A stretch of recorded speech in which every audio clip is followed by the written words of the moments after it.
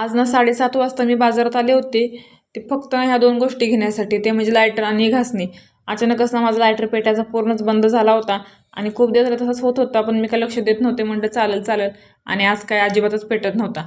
त्यामुळे 7:30 वाजता ना मी हा लायटर आणि घासणी घेऊन आले.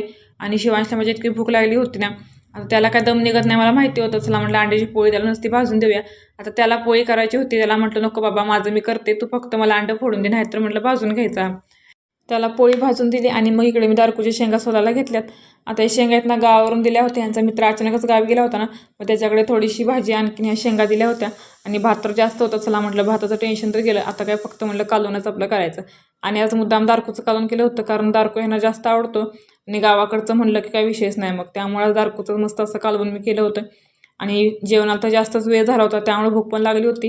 म्हटलं काहीतरी वेगळं जरा खाऊन घेऊया. मग तिखट शंकरपाळ्या होत्या ना, त्याच खायला घेतल्या. आणि खरंच गोड खाण्यापेक्षा मला तिखट तर खायला इतके आवडतात ना, आणि माझ्या पिल्लूला पण जास्त आवडतात. चला म्हटलं जेवण होईपर्यंत ही ना कासांडी तरी भरेल, कारण ह्याच्यामध्ये पाणी पिळायला चांगलं असतं. आणि ह्याच्यामध्ये पाणी पण एवढं मस्त थंड थंड होतं ना.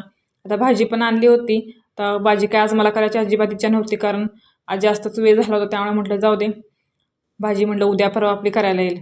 भाकरी घालायला घेतल्या, तर भाकरी घाली, पण माझं तर खायचंच काम चाललं होतं, कारण भूकना जास्तच लागली होती. व मस्तपैकी मग 2 भाकरी घालून घेतल्या.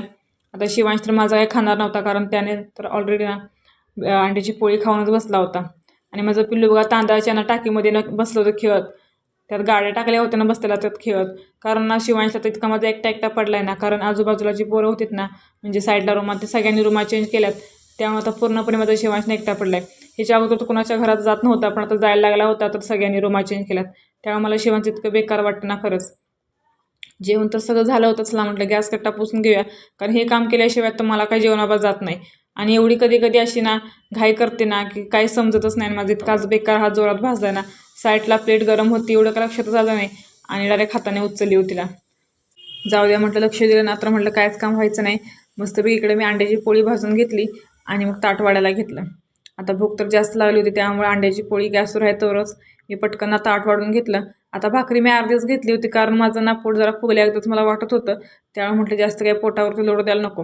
आणि इकडे मी तांब्यामध्ये पाणी ओतायला घेतलं होतं, पण इकडे माझा गॅस ना फुल होता, मला काही समजलंच नाही. माझ्या अंड्याची पोळी ना जास्त जरा करपली.